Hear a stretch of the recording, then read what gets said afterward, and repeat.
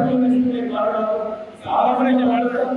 అదేవిధంగా ఆహార భద్రత కోసం ఏదైతే ప్రభుత్వం ఎలక్షన్స్ కి బిఫోర్ ఏదైతే హామీల విధంగా ప్రజలకి కొత్త రేషన్ కార్డు అందించాలని చెప్పి గౌరవ ముఖ్యమంత్రి రేవంత్ రెడ్డి గారు ఏదైతే హామీలో కాంగ్రెస్ ప్రభుత్వం ఇచ్చిన మాట మేరకు మొదటి సంవత్సరంలోనే దాదాపు ఏదైతే కొత్త రేషన్ కార్డు మొదటి జనరేషన్ 5 లక్షలు దాని తర్వాత 6 లక్షలు సుమారు 12 లక్షల పైసలకు కొత్త రేషన్ కార్డు ఇవ్వడం జరిగింది.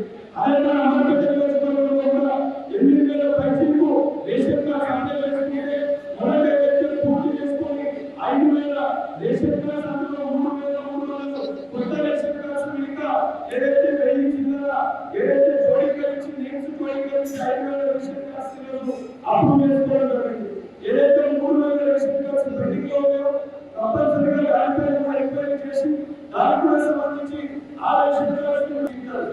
ఎందుకంటే మీకు రేషన్ కార్డు కావాలని చెప్పి రేషన్ కార్డు ఏదైతే పెళ్ళిన తర్వాత కూడా కోడల ఇంటికి వస్తే నలభై రోజుల్లో కోడలు రేషన్ కార్డులో చేర్చుకోలేక అనేక ఇబ్బందులు పడుతున్నారు.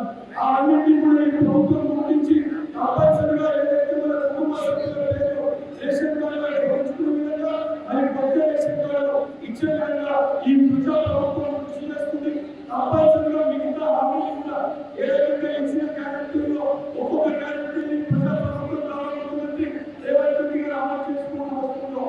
పెండింగ్ లో ఉన్న అన్ని కార్యక్రమాలు కూడా తప్పనిసరిగా ఇంప్లిమెంట్ చేస్తామని తెలియజేస్తూ పెండింగ్ లో ఉన్న రేషన్ కార్డు కూడా వాటిని కూడా త్వరగా ఏదైతే ఎక్కువగా చేసి పెండింగ్ లో ఉన్న రేషన్ కార్డు కూడా ఇస్తామని తెలియజేస్తూ అసలు అవకాశం ఇచ్చిన ఎన్నికల పెద్దల ధన్యవాదాలు తెలియజేస్తూ